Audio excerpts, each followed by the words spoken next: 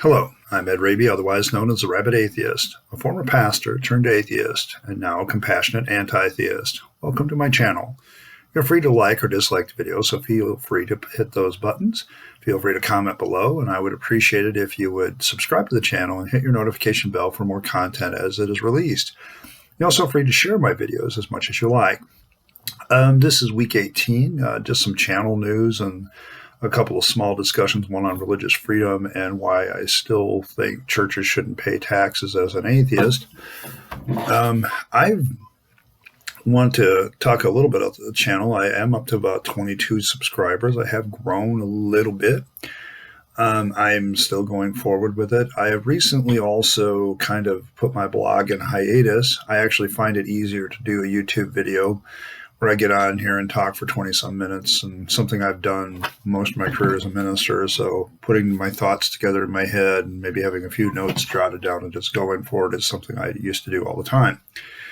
I just tell people don't expect it always to be well researched. It's just me trying to recall some things from memory at times as I'm doing it. So that's kind of the way I go. So there may be a third video again because I'm still debating with myself, and I'll get through Memorial Weekend before I really talk about that in detail. I want to get through Memorial Weekend and deal with that. But I just wanted to let you know that the channel might be producing a little bit more content again, simply because I'm focused down on three things in my life. One is my work, which I have to focus on. I have to go to work. I have to earn my pay, like most people, if you're considered essential.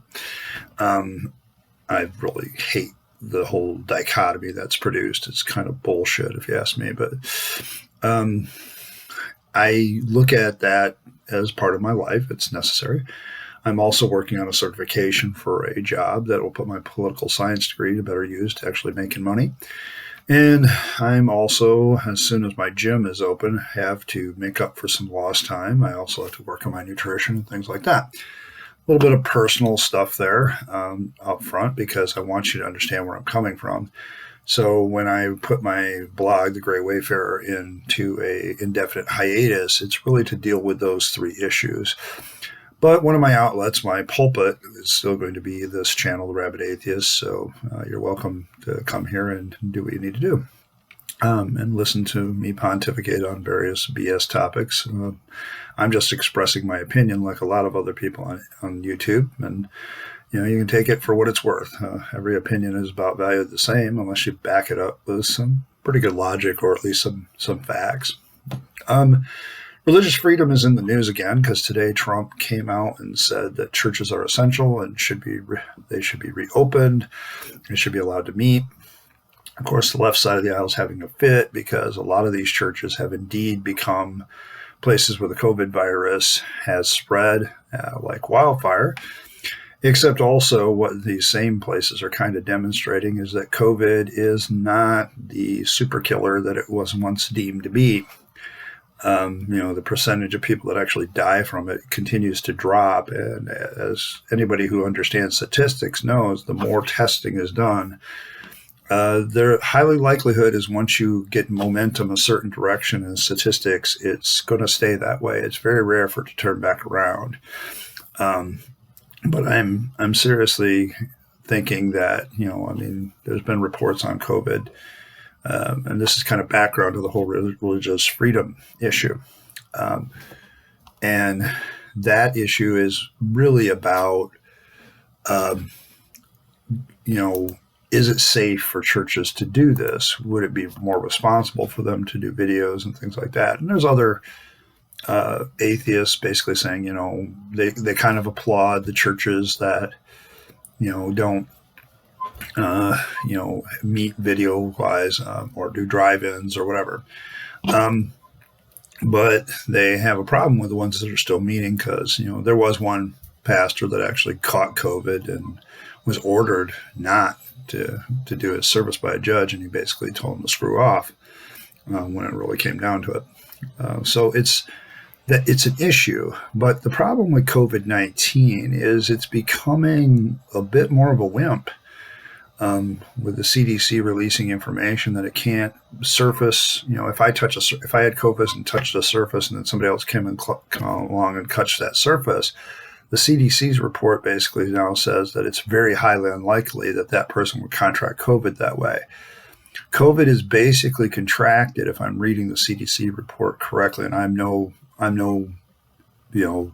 disease expert, but if I'm reading the report correctly as a political science, reading a bureaucracy, they're kind of hedging their bets, but they're also saying, hey, we don't really have any evidence that you can pick this up from surfaces. That kind of puts a real dent in the hole. A few weeks ago, my Governor Whitmer, was spending all this time talking about how this one woman was believed to have contracted from a gas pump. Well, that's highly unlikely that happened now. If it did, it's a very rare case. The other thing is, the more testing they're doing, more people have been exposed. We're talking orders of magnitude of what we originally thought of 10 to 50 times more people have actually been exposed to this thing already, which actually kind of leads to the story of it being here as early as late December, a lot of credence. And so if that's the case, all these lockdowns have been very much too little too late. And so that's kind of the issue here.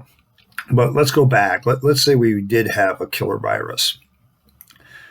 The Constitution has two statements about religion. One, that Congress cannot establish a religion. There can be no state religion in the United States, period. A lot of states of the Union, after that was passed, did indeed keep their state religions, but eventually most of the states just came around to this idea of, we're going to allow all religions to be here. The state is not going to mandate one religion. Okay. The other part of that right, though, is, and Congress shall also not pass a law that interferes with the free exercise thereof. It goes on to freedom of assembly. As somebody who's a classical liberal, I look at that passage and I ask myself a question. Is there any exceptions to these rules? Now, a lot of people talk about understood exceptions, but is there any constitutional exceptions to the Bill of Rights? And the answer is no. Straight up no. Okay, if you read the Constitution, there isn't anything in there that says people, because of a virus or war or whatever, people don't have the right to assemble, or people don't have the right to express their free speech, or people don't have the right to follow their religion as they see fit. And I know this is going to be a strange answer, but quite frankly, I think we need to stop being nannied to death. And I think we need to recognize, government needs to recognize that its citizens in the United States are free citizens. They're adults, and they're capable of giving the proper information and making their own decisions and taking their own risks. This has been a hallmark of this country for a long time. And other people, well, you could end up killing somebody innocent, and your rights end at my nose because I am entitled to my rights too. Except I've never heard of a disease being treated this way before, because before COVID, if I had gone into a person knowingly or unknowingly having the flu, I'm not going to be charged for assault if another person that I come in contact with gets the flu. It's just not going to happen. And that's not going to happen with COVID-19. Now, terrorism is a little bit different. If I deliberately know I have cough on somebody and say, there, I gave you COVID-19, that's an act of terrorism. It's not that you have the disease that's the problem. It's what you did that is an act of terrorism. You're trying to use that to scare somebody. And that's just kind of rude. I've actually, during this whole crisis, I've heard of that happening once. And I thought it was kind of dumb, but, it was, by technical definition of the law, an act of terrorism. So that's a different story. But that person would never be charged with, you have a disease and you gave it to somebody and therefore you assaulted them. Diseases are considered act of nature or act of God. So you can't really say that these people are assaulting you if they exercise their religious freedoms. There's no exception clause to these inalienable rights or the rights guaranteed by the Constitution. The Constitution reads, when it comes to religious freedom, it reads with the idea of limiting the power of government and maximizing the power of the individual and the state. That has caused problems, of course, but that's the way it reads. One of the main duties of the Constitution is to secure the blessings of liberty. Now, as an atheist, somebody might ask me, what do I think about this religious freedom that these people say to him? I agree with them. I think they do have the absolute freedom to be stupid and meet together and infect one another. That's their right.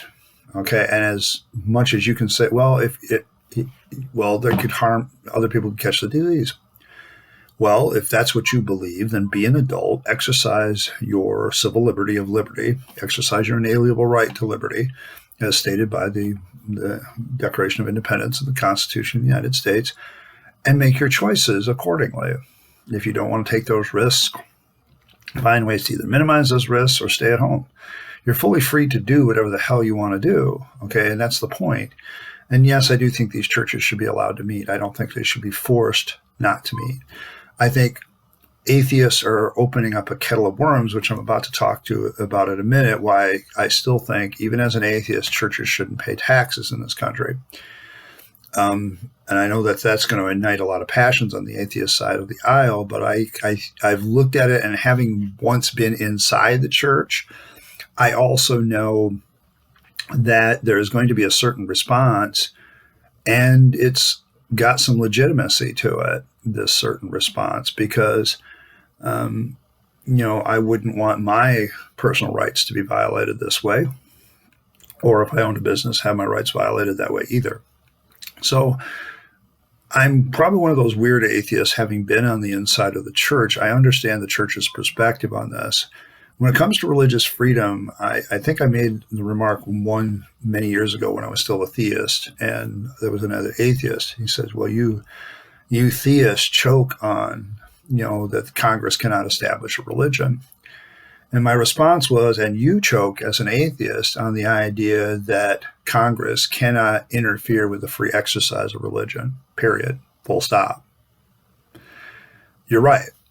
There shouldn't be an established religion in Congress. Congress should be religionless. The whole of government should be religionless. It should not have a religion at all. That's my view as an atheist. But at the same time, that same is powerless to do anything about religious people. That's what the Constitution says, and that's just true.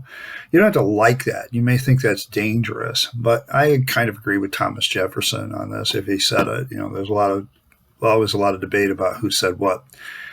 But I would rather live with dangerous liberty than be safe. Because when you let the government be the one that makes you safe, you're not safe, because as much as they can give that safety, they can take it away. And when it comes to religious freedom, have your religious freedom. I want you to be open. I want you to exercise your free speech rights. I want you to get in your pulpit and preach. And those who want to go to service, go to service. I don't care. Okay. And I think you have the right to do that.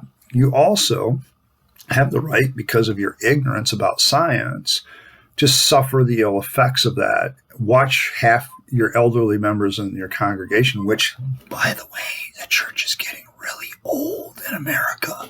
Just saying. Watch your entire elderly population go through COVID, and because they are the most at risk of death, watching some of them die. That's what you deserve. I think if I was still a minister and they said, hey, there's these seats, I would look at the prospective ages of my audience. And now that we know, it's funny because the average age of death for COVID is higher than the life expectancy in the United States. I verified that. I'm like, holy crap. People that are dying of COVID actually, you might actually look at COVID deaths as an indicator that you survived even longer than expected. That's kind of weird to think of it that way, but there you go.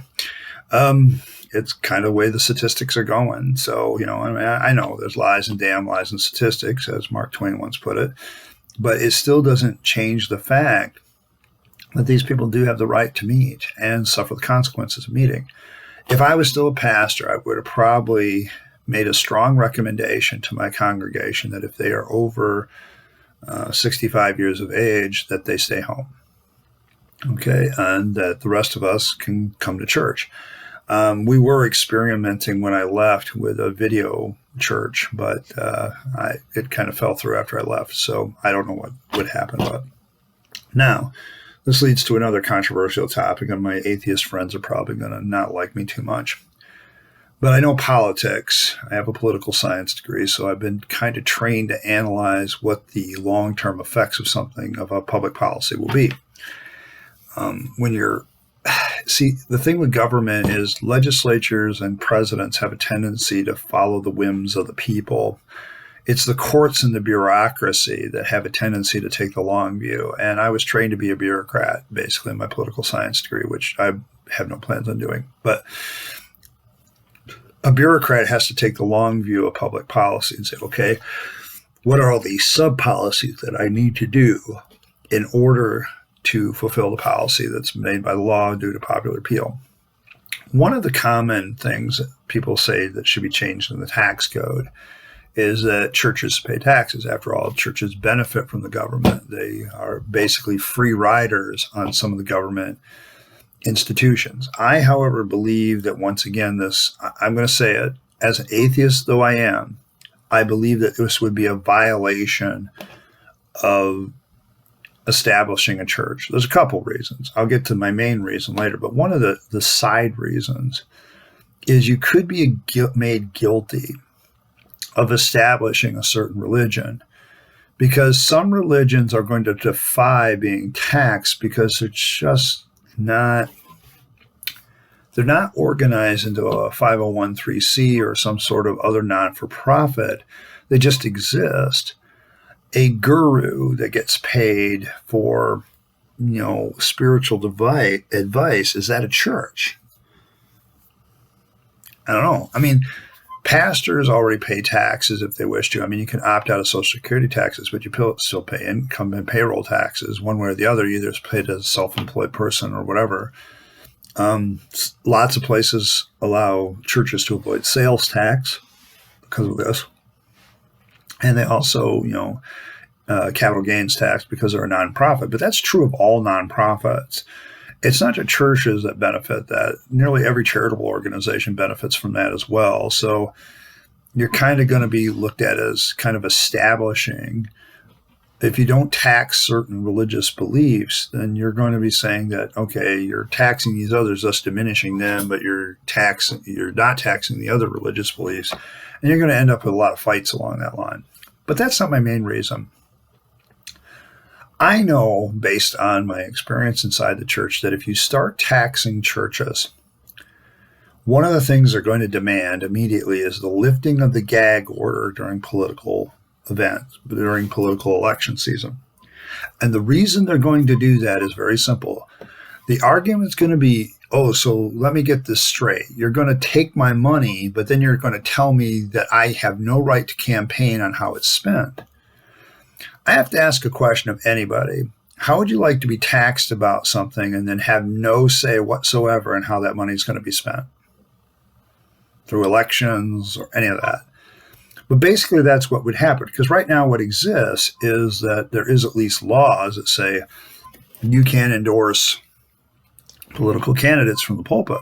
I never did. I always thought that politics needed to be kept out of the church, quite frankly. And I think it solved and saved me a lot of problems by not allowing politics in the church very much. Patriotism was fine. A few other things were fine, but I didn't like politics in it. And the reason I feel that way is because of the laws, governing this. I'm not trying to get, some sort of Christian nationalism back then, and I'm still not. My basic issue here is that the moment you start taking somebody's money and then saying, we're just going to take your money and you're not going to have any say on how it's spent, that's just wholesale theft at that point. That's not taxation. That's taxation quite literally without representation, without allowing even a voice.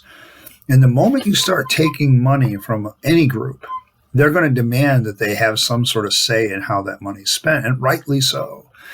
And if you start asking churches to pay taxes, at that point, they're going to start to yell about the fact that they have no say in how the money is spent.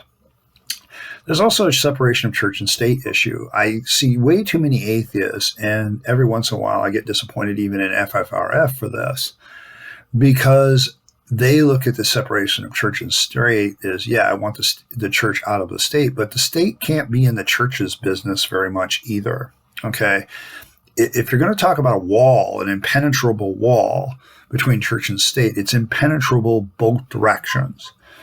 And I agree with the impenetrable wall, but I also understand the implications of that is the state can really have no say on religious practice, provided that religious practice doesn't violate the rights of someone. And so I'm content to live with that. From my perspective, letting the megachurch pastors talk is slowly but surely going to kill the church in America. Because the more people see that nonsense, the more it becomes well known, the more it's demonstrated for the fraud that it is, the more you're going to see Christianity fall. I'm going to tell you straight, that your biggest defense against churches as an atheist these days is simply information.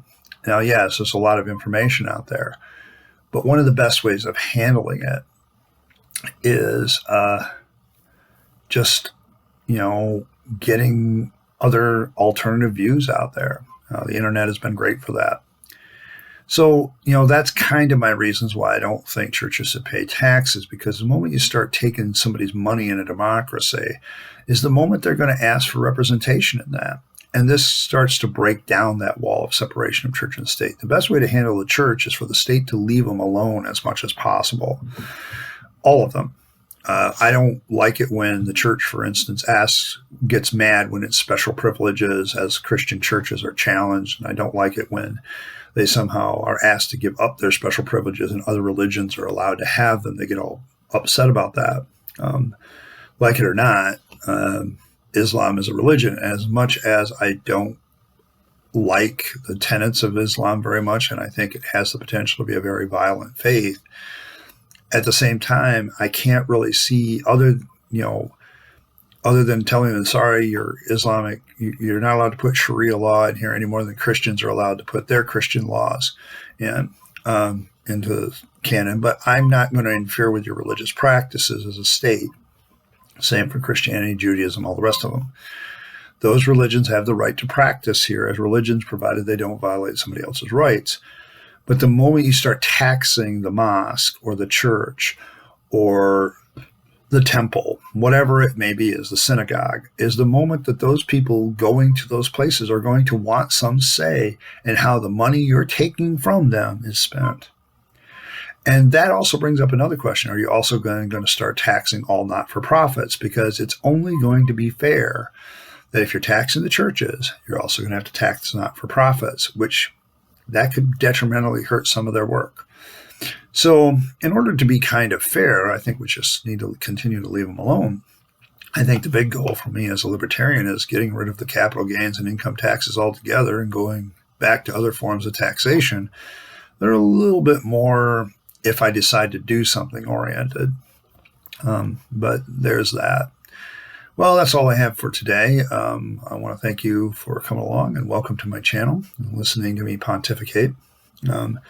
Comments have a way of influencing and determining content of Friday's videos. I really didn't have any this week as far as comments. In fact, the one comment I did get, I want to address on the next Tall Tale of Jesus. So that's probably a more appropriate place for it. I'll respond to all comments when I can. You can also ask a direct question anytime if you're looking to understand something. You're also able to suggest some things that I do. And with an opening coming up, I'm more welcome to hear those suggestions. Videos are uploaded Tuesday and Friday, about 6-ish. One thing I don't tolerate is name calling in the comments. I think ad hominem attack is one of the most deadly, stupid logical fallacies. If you can't come up with a better argument than to insinuate something about a person's character or call them a name, then I would say you've lost the argument.